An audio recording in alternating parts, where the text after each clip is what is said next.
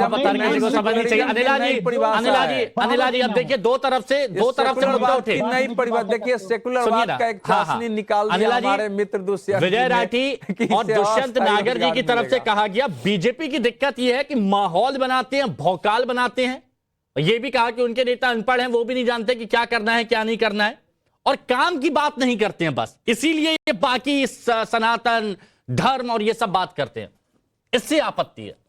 दुष्यंत जी के नेताजी की मोहब्बत की दुकान तो बंद हो चुकी है, ठीक है ना, पता नहीं कौन सी मोहब्बत की ये बात कर रहे हैं। दूसरी बात, ये भौकाल हाँ है, योगी जी का भौकाल है उत्तर प्रदेश में, इसमें क्या दो राय है। यहाँ पर आप लोगों के समय पे, यानी समाजवादी पार्टी के समय पे हिंदू पलायन करता था, अब अपराधी पलायन करते हैं, है भौकाल। आपके नेता का भौकाल नहीं था, क्योंकि अपराधियों को, माफियाओं को, डॉन को, सबको अपने साथ बिठाते थे, उनके साथ मिलकर काम करते थे। भौकाल तो है और बना रहेगा, और बुलडोजर भी बना रहेगा। तो यहाँ पर जो ये अनर्गल काम की बात नहीं करते हैं, मुद्दे की बात नहीं करते हैं, ये आरोप लगे। बात कर लूं मैं पूरी अपनी एक बार।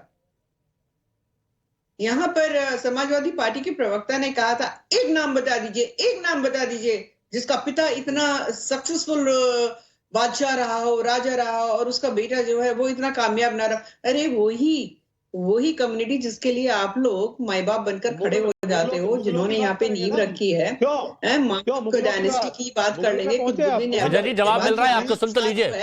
वो बहुत अच्छा था विजय जी, जवाब वो एग्जाम्पल बता दिया, जो आपने एग्जाम्पल पूछा था वो जवाब बता दिया उन्होंने। अकबर की बात देख लीजिए, मुगलों पे पहुंच गए, कुछ नहीं पता है। और महाराज जी ने ये बोला था कि विदेशी यूनिवर्सिटी पढ़ने से आप अपनी संस्कृति के विषय में नहीं जान सकते हैं, और नहीं जानते हैं अखिलेश जी, ये सत्यता है।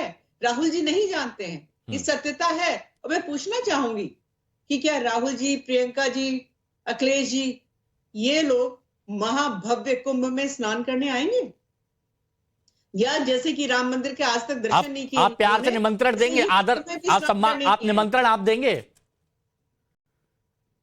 जी?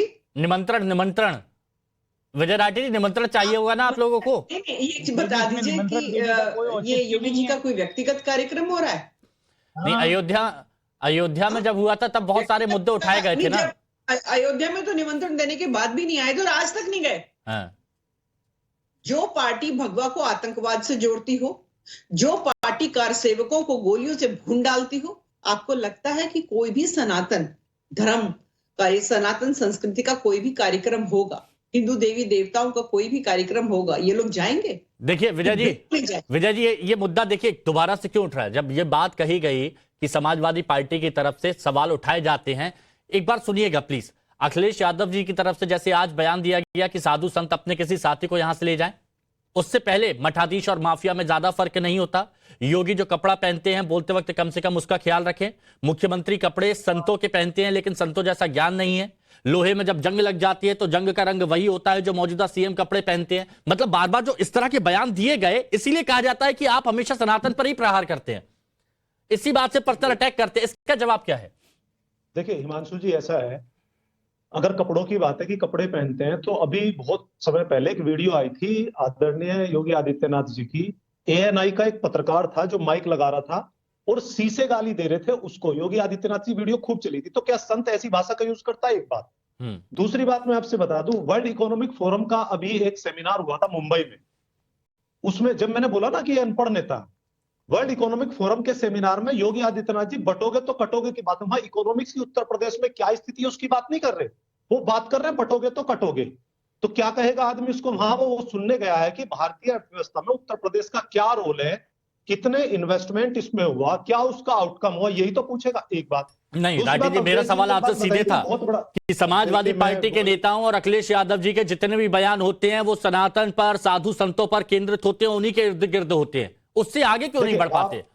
आप एक तो योगी जी को साधु संत ना कहिए और योगी जी को सनातन का प्रतिनिधि मत कहिए। जो योगी आदित्यनाथ जी वो मुख्यमंत्री हैं। सनातन एक बहुत बड़ी चीज है। हाँ, सनातन के जितने भारतीय आपका विश्वास है ना सनातन पर पूरी तरह से? वो भी पूरे हिंदुस्तान हिंदुस्तान का विश्वास है, लेकिन सनातन की परिभाषा इतनी वाइड है कि उसको भारतीय जनता पार्टी के लोग नहीं जानते। ठीक है, भारतीय जनता ठीक है पार्टी अवधेश के जी, लोग ये तो क्यों बार बार फिर केंद्र हो जाता है? जब भी कोई बयान आता है समाजवादी पार्टी का, अखिलेश यादव जी का, तो उसी के इर्द गिर्द रहता है, उससे ज्यादा इधर उधर हो नहीं पाते। और अब कह रहे हैं कि साधु संत से मत बोलिए क्योंकि वो मुख्यमंत्री हैं।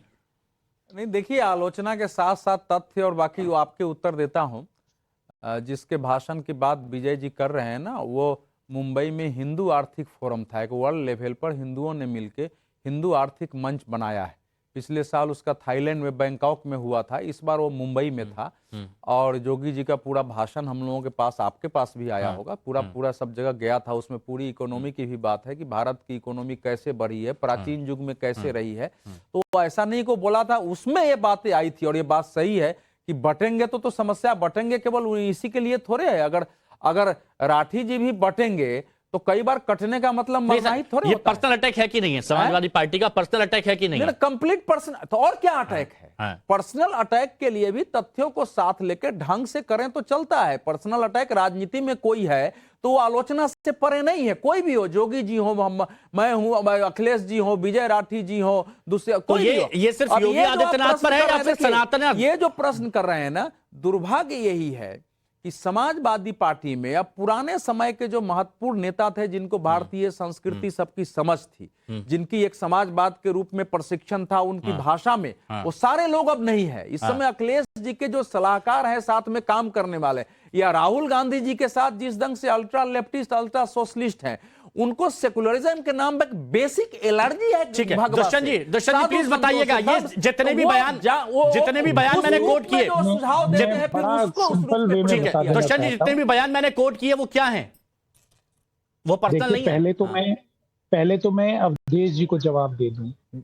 और देखिए, भगवा पर, सनातन धर्म पर किसी का कोई एकाधिकार नहीं। उत्तर प्रदेश से दो संत, एक बिजनौर से और एक और शायद सीतापुर से, दो इस पार्टी से लोकसभा के सदस्य रहे हैं।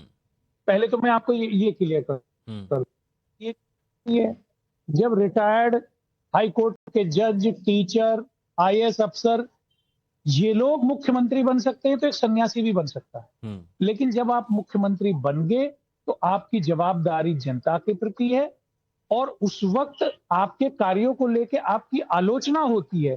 तो फिर जो आपका दूसरा प्रोफेशन है, आप उसकी बात मत करिए, आप सामने आइए। तो मतलब अखिलेश यादव जी और समाजवादी पार्टी कोर्ट के जज, टीचर, आईएएस अफसर, ये लोग मुख्यमंत्री बन सकते हैं तो एक सन्यासी भी बन सकता है। लेकिन जब आप मुख्यमंत्री बन गए तो आपकी जवाबदारी जनता के प्रति है, और उस वक्त आपके कार्यों को लेकर आपकी आलोचना होती है। तो फिर जो आपका दूसरा प्रोफेशन है, आप उसकी बात मत करिए, आप सामने आइए। तो मतलब अखिलेश यादव जी और समाजवादी पार्टी के इस तरह के बयान ठीक लगते हैं आपको? बस ये पूछ रहा हूं, प्लीज। बिल्कुल मुझे ठीक नहीं लगते। मैं तो विकास की बात करता हूं। ठीक नहीं लगते, चलिए ठीक है। बस ये चीज अच्छी है कि कम से कम जो गलत है उसको गलत बोल दो, जो सही है उसको सही बोल दो, अप्रिशिएट कर दो, और ये होना भी चाहिए। बहुत बहुत शुक्रिया आप सभी का हमारे साथ जुड़ने के लिए, इस चर्चा में